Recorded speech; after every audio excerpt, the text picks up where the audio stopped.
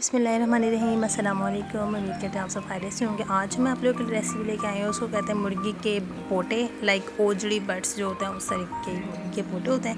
बहुत सारे लोगों ने खाए होंगे, बहुत सारे लोगों ने नहीं खाए होंगे। हमारे यहाँ खैर ये पसंद है, तो इसलिए मैंने आप लोगों को बता दूँ इसको कि अच्छी तरह बॉयल करना है आपको 2 से 3 दफ़ा। उसके बाद इसका प्रोसेस स्टार्ट करना है। आपने क्या करना है, उसको सबसे बेहतरीन हले इसका बहुत बारीक बारीक काट लें तो वो ज़्यादा अच्छा टेस्ट देता है। तो आपने तेल गर्म करने के बाद आपने इसके अंदर जो जो सामान डालना है बस वो ये है कि प्याज और घर का ही तमाम मसाला है, कुटी हुई मिर्च, नमक, धनिया, हरी मिर्च, पिसे हुए लाल मिर्च, ज़ीरा, कुटा हुआ मोटा धनिया और हल्दी। अब आपने एक साथ सब सामान को नहीं डालना, बाय वन गेट वन ही डालना है। आपने सबसे पहले आपने जो है प्याज डालनी है और उसको अच्छा सा लाइट ब्राउन करना है। तो जब तक प्याज ब्राउन हो रही, मैं आपको ये बात बता देती हूँ कि आपने क्या करना है। पोटो को जब जो है मुर्गी वाले से लेंगे आप, तो उससे पहले अच्छी तरीके से वॉश करें और उसको साबुत ही जो मतलब वो साफ़ करके देंगे आपने वैसे ही बॉईल करना है। 2 से 3 दफ़ा उसका पानी फेंकने के बाद वो अच्छी तरीके से गल भी जाता है। उसको आप छुरी की मदद से आलू जैसा अपन छीलते हैं जैसे हम लोग को, इस तरीके से आप उसको बारीक बारीक काट सकते हैं। बहुत अच्छा टेस्ट जो है उसका आएगा इंशाल्लाह ताला।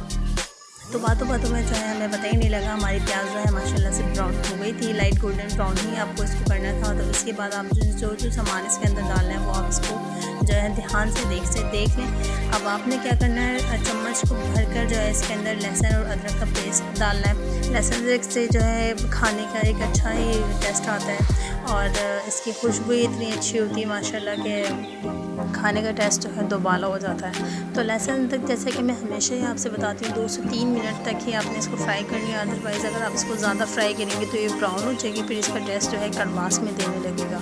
तो बस आपने तमाम स्पाइसेस जो पहले मैं आपको दिखा चुकी थी वो आपने इसके अंदर ऐड करना है। तकरीबन 4 से 8 मिनट के तकरीबन दौरानिए में आपने इसके स्लो फ्लेम पर जो है आपने इसको भूनना है ताकि इसका कच्चापन, इसकी स्मेल वगैरह सब चीज़ें ख़त्म हो जाए। दौरान में बेहतर है मसाला भूनते हुए आप जो इसके अंदर आधे कप के करीब जो है पानी डाल दें ताकि इसका कच्चापन थोड़ा और ज़्यादा ख़त्म हो और ये अच्छी तरीके से फ्राई हो जाए।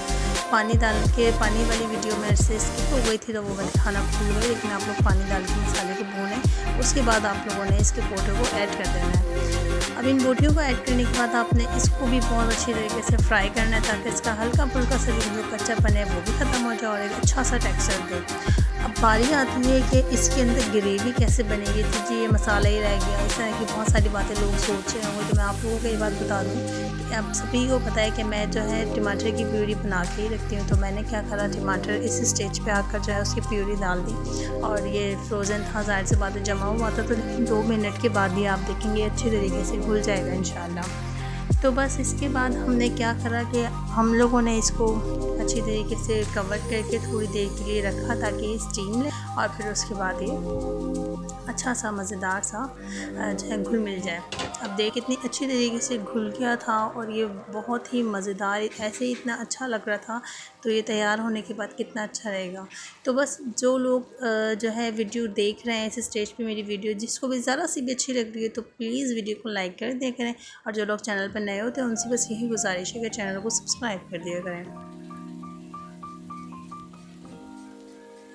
हमने इसके अंदर तकरीबन जो है 1 कप के बराबर या 1 प्याली के बराबर हमने इसके अंदर जो है दही ऐड करी थी। दही और टमाटर का एक अलग ही टेस्ट होता है खाने में। ऐसा नहीं है कि कुछ लोग सिर्फ दही डालते हैं और कुछ लोग सिर्फ टमाटर, दोनों का ही अपना अपना एक जायका है। तो बेहतर है कि आप दोनों ही चीज़ें इस चीज़ में ऐड करें और खाएँ, तो इंशाल्लाह इसका एक टेस्ट जो है अलग ही निखर के आएगा।